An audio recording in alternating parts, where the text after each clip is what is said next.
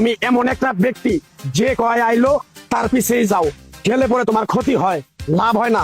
কথাটা ঠিক না ঠিক? ঠিক। ডাক করলা না, না। যখন তোমার কাছে টাকা পয়সা থাকে তখন তোমার আপন বন্ধু বান্ধব, কাছের মা বাবা মা থাকে। যখন তোমার কাছে টাকা পয়সা থাকে না, তোমার আত্মীয় স্বজন কোনো বন্ধু বান্ধব তোমার কাছে থাকে না। কথাটা ঠিক না ঠিক? ঠিক। রাগ করলা? না, না। এই কথাগুলো আগে পিছনে কোনদিন বলছিলা? না। তুমি মানুষের পিছনে যায় হাজার হাজার টাকা পয়সা নষ্ট করো, তোমার পিছনে এসে কেউ 10টা টাকা ক্ষতি করে না। কথাটা ঠিক না ঠিক? ঠিক। আরেকবার কও বিসমিল্লাহ, বিসমিল্লাহ। আরেকবার কও সুবহানাল্লাহ। সুবহানাল্লাহ। বিশ্বাসে বস্তু মিলে তর্কে বহুদূর। তোমার যে কথাগুলো বলছি সত্য বলছি না মিথ্যা বলছি? সত্য। তুমি এমন একটা ব্যক্তি, মানুষের দুঃখ কষ্ট দেখতে পারো না, তার পাশে যাই দাঁড়াও, তারা এসে তোমার পিছন থেকে ক্ষতি করার জন্য ঘুরে। কথাটা ঠিক না ঠিক? ঠিক। রাগ করলা? না। কিছুদিন আগে একটা বিপদে পড়ছিলা, অনেক বন্ধু বান্ধবের কাছে 10-20-50 হাজার টাকা হাওলা চাইছো, তারা তো ফোন করেই নেই, তোমার সাথে এখন যোগাযোগ বন্ধ করে দিছে।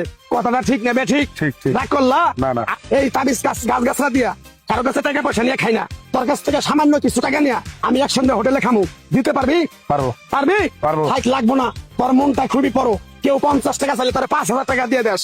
কথাটা কি করছি বুঝতে পারছ? জি। আরেকবার কবি বিসমিল্লাহ। বিসমিল্লাহ। বিসমিল্লাহ বলার সাথে সাথে তুই আমারে 500 টাকা দিবি, তোর এক টুকরা গাছ দিয়ে যাবো।